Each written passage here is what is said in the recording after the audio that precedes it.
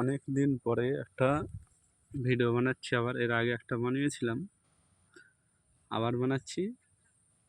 এখন সেই মাগুর মাছগুলো কত বড় বড় হয়ে গেছে।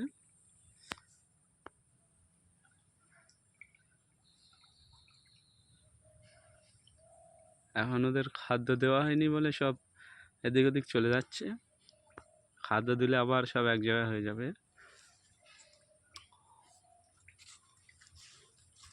মাগুর মাছ খুব তাড়াতাড়ি বাড়ে, এখন বর্তমানে অনেক বড় বড় হয়ে গেছে। দেখুন,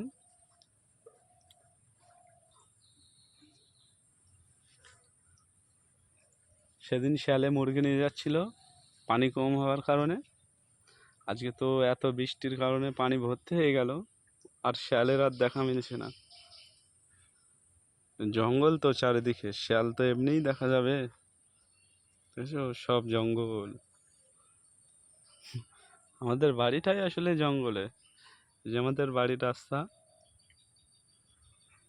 আর বাড়ি থেকে বের হলেই এই যে পুকুরটা, মাগুর মাছের পুকুর, যাকে সবাই হাইব্রিড মাছ নামে চেনে।